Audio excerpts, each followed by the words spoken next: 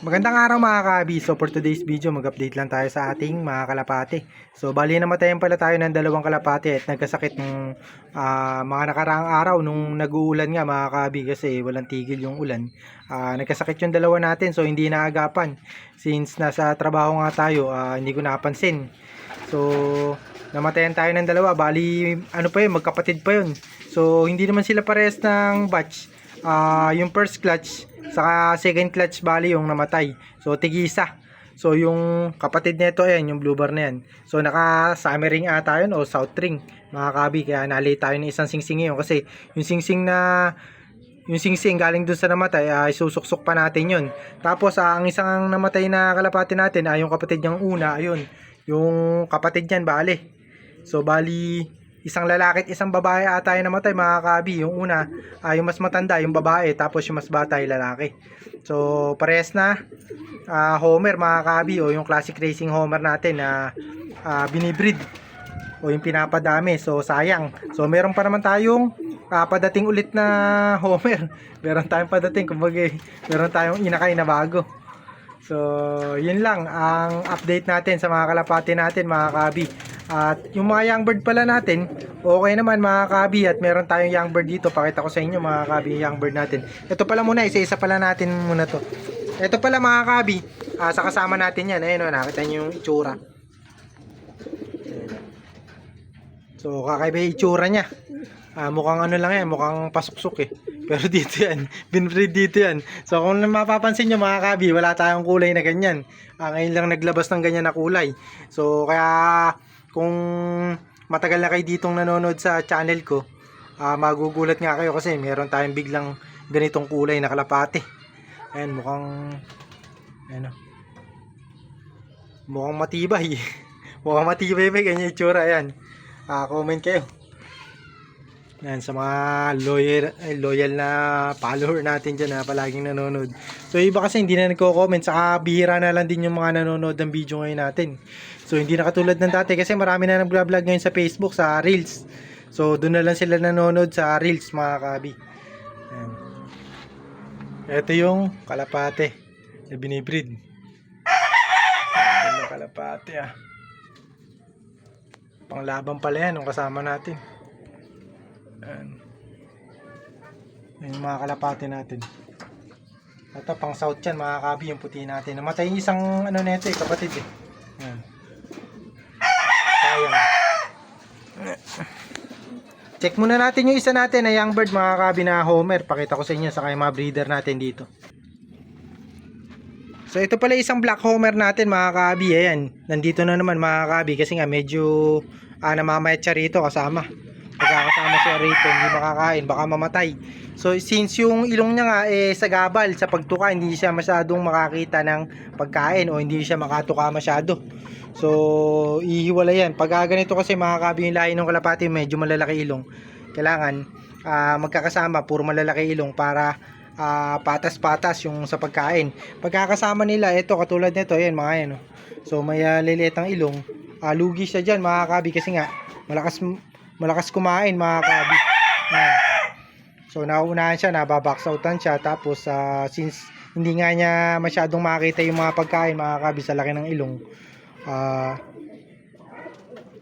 namamayat siya. So kapag namayat, magkakasakit niya mga kabi, baka mamatay. Tapos ito yung kalapati natin Ito yung bagong binibreed ko mga kabi, yung 7th overall. Tapos yung John Arden line natin, ito. Bali Morris Gordon, John Arden. Gandang kalapati yan. So ito yung lahi ng multiple pooling winner natin. Yan, lahi ng multiple pooling winner natin yan. Kapatid niyan mismo yung nag-overall natin nung nakaraan, si Jefferson. So sa mga matagal lang nanonood sa atin, kilala yun, yung blue bar. Ayan. Gandang kalapati. Hindi pa pala pares to, ayaw pang pumares. Pero magpapares din yan mga kabi, wala lang siguro sa kondisyon nito. Palugon pa sakto pa to mga kabi kapag tapos maglugon na itong kak. Dire-diretso na nga yan sa breeding mga kabi. Sana makapagpalabas tayo. Ayun gandang kulay pa naman, matingkad yung kulay nila parehas. Ayan. So kapag nakapagpalabas tayo ng blue bar, jackpot tayo mga kabi kasi lahi din nito blue bar mga kabi. Bali ang nanay nito blue bar. Ang tatay nito yung pied o yung batik na kalapate mga kabi. Ganito yung itsura. Ganito yung itsura ng tatay, ganyan yung kulay. Ayan. So ito yung kinalabasan, blue bar saka pied. Ayan, so parehas ito pure to, pure na Morris to. Ayan, 7th overall champion. So yung kapatid niyan, 1st overall, 3rd overall, 5th overall. So siya yung pinaka mahina doon sa kanyang kapatid, 7th overall. So isang ano lang 'yun mga kabi.